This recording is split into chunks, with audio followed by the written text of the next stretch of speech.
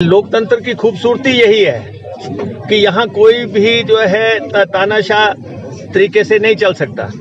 भारत जो है संसार का सबसे बड़ा लोकतंत्र है और लोकतंत्र में ये जरूरी है कि जनता फैसला करती है। अभी तो पहला जैसे कोरोना में कहा था ना कि 2 डोज लगेंगे, पहला डोज जो है अभी जो बाई इलेक्शन हुए थे देश में उसमें लगा और जिस ढंग से यहाँ 4 सीटें गई हिमाचल प्रदेश में, लोकसभा की सीट भी हारी और जो कह रहे थे कि हम डबल इंजन सरकार है, हाँ दिल्ली में हमारी सरकार है, हिमाचल में हमारी सरकार है, उन लोगों को जब पहला झटका लगा तो पेट्रोल 12 रुपये सस्ता हुआ, डीजल 17 रुपये सस्ता हुआ और उसके आगे के इम्प्लीकेशंस जब आगे के 5 राज्यों के इलेक्शन होने जा रहे हैं, यूपी में के एरियाज में जो है भाजपा के लोग प्रवेश नहीं कर पा रहे हैं, पंजाब में गलियों में जो है भाजपा के लोगों की एंट्री नहीं हो पा रही है। जब ये स्थिति देखी तो जो है सिर झुका दिया और सिर झुका दिया, शर्म के साथ झुकना चाहिए कि हमने किया क्या है। हिंदुस्तान की जब 1 साल तक आंदोलन चला है,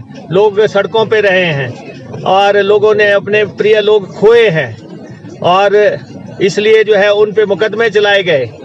किस ढंग से सारा वातावरण किसानों के खिलाफ खड़ा किया गया। आज कहा जा रहा है कि किसानों के लिए हमने ये किया फलां किया, जब आपने 700 किसानों को मरने पे मजबूर कर दिया, जब आपने 1 साल तक किसानों को सड़कों पे सोने के लिए मजबूर कर दिया और ये आंदोलन जो है पूरे संसार में इसका सिग्नल गया है, पूरे भारत में नहीं पूरे संसार में इसका सिग्नल गया है।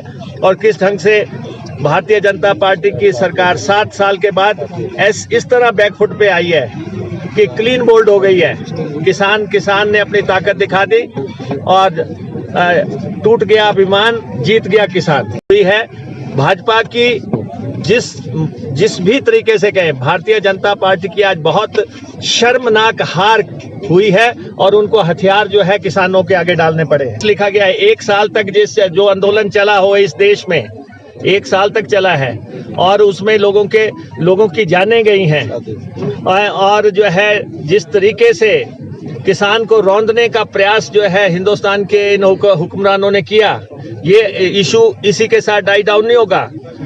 ये भारतीय जनता पार्टी की केंद्र की सरकार को, प्रधानमंत्री को भी माफी मांगनी चाहिए और खास तौर पे हिमाचल प्रदेश की जयराम सरकार जो टूट तो चुकी है लेकिन रस्सी जल गई, बट नहीं गया। अभी तक भी जिस तरीके से जो है बातें हो रही हैं, हमने ये आपको कह दिया है 2022 में हिमाचल प्रदेश में कांग्रेस की सरकार बढ़ेगी। अभी 40 हुआ है, अब 860 होगा, ये आपके सामने होगा। और यहाँ पे जो है ये भारतीय जनता पार्टी की जो है हिमाचल प्रदेश में खास तौर पे ये डूबता हुआ जहाज है, इसमें छेद हो चुका है, इसमें से लोग छलांगे मारेंगे।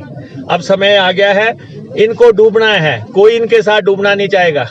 तो इसलिए जो है हिमाचल प्रदेश में नई सरकार बढ़ेगी। ये जो इंजन ये कह रहे हैं डबल इंजन की सरकार है, ये इंजन रिपेयर के काबिल नहीं है, ये इंजन बदल के भी नहीं चलेगा। यहाँ नई गाड़ी की जरूरत है कि वो कांग्रेस पार्टी या हिमाचल प्रदेश में देगी।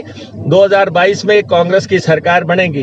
बाकी जो मुख्यमंत्री कह रहे हैं कि चप्पे चप्पे पे कांग्रेस के मुख्यमंत्री घूम रहे हैं, तो उनको सिर्फ ये बता देना चाहते हैं कि आप तो कहते थे इनके पास नेता नहीं है, नीति नहीं है, कार्यक्रम नहीं है, तो आज आपको पता लग गया होगा कि जब आपकी शर्मनाक हार हुई।